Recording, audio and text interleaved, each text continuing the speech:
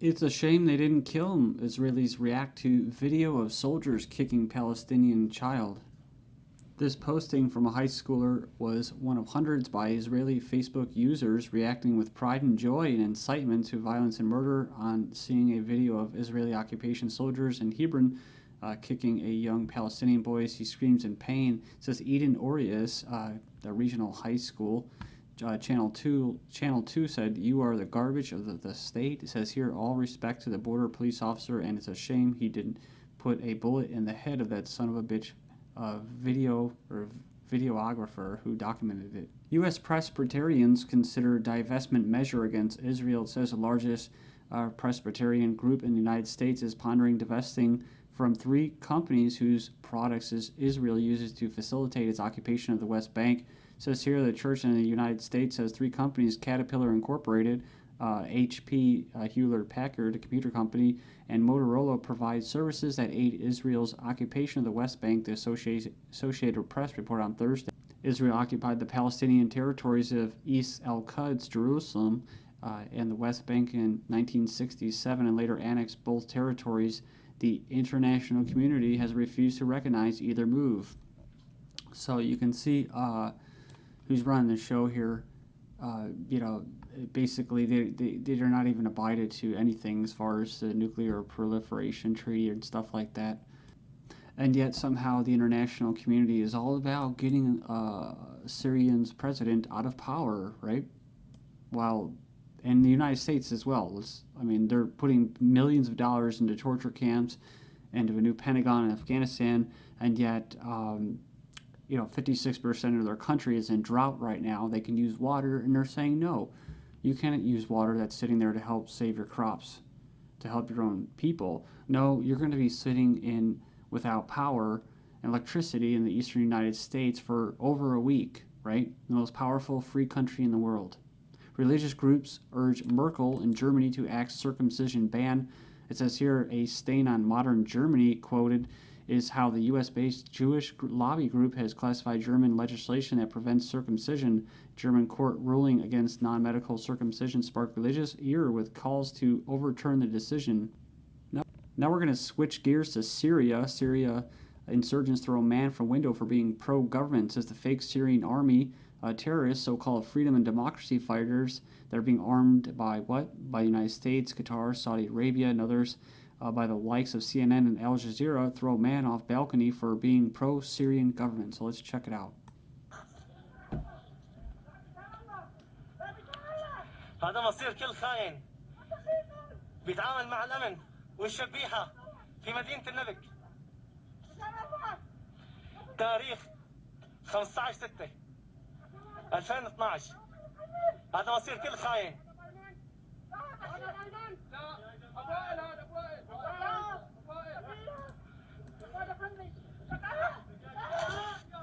على السريع شباب بسرعة.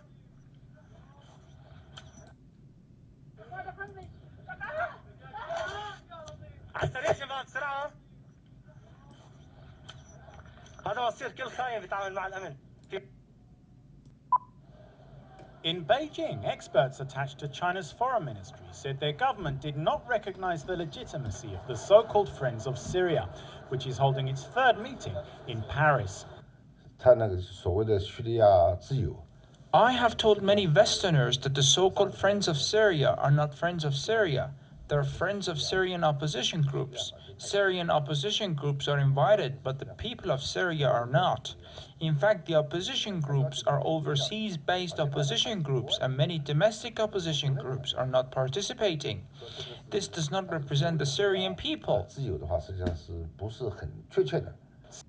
Russia and China will pay a price over their support for Syria, says Hillary Clinton. The U.S. Secretary of State has warned Russia and China over their support for Syria, saying they will pay the price for their actions. Russia's foreign minister, Sergei Lavrov, was quoted as saying, "We have frankly laid out the reasons why we have restrained from joining the mechanism, Free Syrian Army, the very name of which has contradiction between the word and the deed." Israeli general says populated areas will be targeted in next Lebanon invasion, predicts new Lebanon invasion after the collapse of Syria. So Israel's promise is nothing new, but it says here in the interview, he says he promised bloody attacks on dense populated areas, adding that the damage will be enormous. Then an article from July 2nd that I didn't have a chance to get to that kind of ties in with what we just covered. Israel forces attack target in South Lebanon. It says here, an Israeli aircraft fired at a target in southern Lebanon. Al Jazeera said, so you know where it's coming from, but either way, it says United Nations peacekeeping force in the area said it was looking into the report. It says here South Lebanon is a stronghold of Hezbollah, a Shiite Muslim militant organization backed by Syria and Iran, and designated a terrorist group by the United States. That's right, designated terrorist group by the United States. But wait, this organization, the MKO, Mujahideen, was also declared a terrorist organization by the United States. But they're actually funding them and working with them. The United States, that is, lobbying for the MKO terror group by U.S. officials is under investigation. So it says here a major lobbying campaign by prominent U.S. lawmakers and former top officials in support of the anti-Iran terrorist group Mujahideen MKO has raised legal questions on the legitimacy of such top-level advocacy. According to the report, public appearances on behalf of the MKO by such high-profile American politicians, it says here, as former National Security Advisor to the Obama regime James Jones, former New York Mayor Giuliani, and ex-governor of Pennsylvania Edward Rendell, had already triggered the Treasury Department probe into whether the tens of thousands of dollars, it says here, received as payments for such publicity efforts violated U.S. anti-terrorism laws. Iraq says al-Qaeda fighters are flowing into Syria. The top diplomat said on Thursday is solid information that al-Qaeda militants were crossing from Iraq to Syria to carry out attacks, warning of a violent spillover that could shake the Middle East. Well, it already is. So it says here, Libya elections, Muslim Brotherhood set to lead the government. Libya's top politicians have hatched a deal that would see the Muslim Brotherhood lead the government after the country's first free elections in almost 5 decades. This is just a bunch of BS. This is Al-Qaeda, basically. I mean, they were flying the Al-Qaeda flag here in Libya. The people are scared shitless out there. They just basically impose their will, like they're doing, throwing people out of the window if they supported the Jamahiriya, right? So, I mean, people in Libya, they don't really have a choice. They just came in there, they instituted it. NATO, it's a NATO zone now. They know that. The Libyans know that. They understand it, the tribes. And then we have this article. Switzerland suspends arms shipments to the United Arab Emirates based on report of Swiss grenade in Syria. So, it's not that they just a report showed and, oh, we didn't know. No, they knew. They just got caught, right? So the Swiss government has temporarily blocked all arms shipments to the UAE, who is along with Saudi Arabia and Qatar and all them, the Gulf states, they're all in there trying to watch Assad go down. So after a newspaper published a photograph indicating that the Swiss-made hand grenade was found in Syria. So there's a lot more than grenades being found in Syria, right? Weapons and machine guns and stuff. But they're neutral, right? They're neutral. That's why they did that. Because they don't want to have anything to do with wars. They just fund wars. That's all. Both sides. Syrian troops clear the city in Idlib of armed group terrorists. So you remember before they had just cleared a city, but this time they inflict heavy casualties on armed groups fighting against the government. The French president, Hollande, says Bashar al-Assad must go.